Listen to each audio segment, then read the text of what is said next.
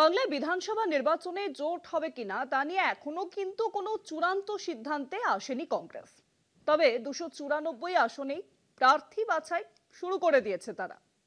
কংগ্রেস কতগুলো আসনে লড়বে তা কিন্তু ঠিক করবে এআইসিসি, যদিও কংগ্রেসের অধিকাংশ জেলার নেতাই জোটেরই পক্ষে। কিছুদিন আগে প্রদেশ কংগ্রেস সভাপতি শুভঙ্কর সরকার বলেছিলেন 2026-এর ভোটে বঙ্গের 294টি আসনে একাই লড়বে হাত শিবির। শুভঙ্কর একথা ঘোষণা করলেও বাংলার ভারপ্রাপ্ত এআইসিসি নেতা গোলাম আহমেদ মীর বুঝিয়ে দিয়েছেন জোটের দরজা খোলা রাখা থাকছে। বামেদের সঙ্গে জোট হবে ধরে নিয়ে প্রার্থী বাছাই প্রক্রিয়া শুরু কংগ্রেসের।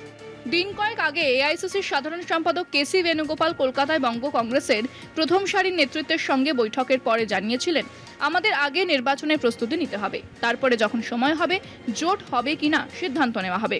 সেই মতোই প্রার্থী বাছাইয়ের প্রাথমিক কাজ শুরু হয়েছে। ঠিক হয়েছে, কর্মসমিতির প্রত্যেক সদস্য নির্দিষ্ট বিধানসভা ভিত্তিক প্রার্থী খুঁজে নাম পাঠাবে।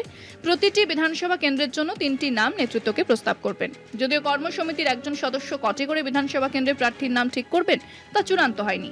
এদিকে 294টি কেন্দ্রের প্রার্থী বাছাই হলেও শেষ পর্যন্ত কংগ্রেস কতগুলি আসনে লড়াই করবে তা এআইসিসি ঠিক করবে। মালদা ও মুর্শিদাবাদ জেলায় 2024-এর ভোটে কংগ্রেস মোট 11টি বিধানসভায় লিড নিয়েছে। 2026-এর ভোটে ওই বিধানসভা কেন্দ্রগুলির একাংশ ঝুলিতে আনতে সক্রিয় হয়েছে কংগ্রেস।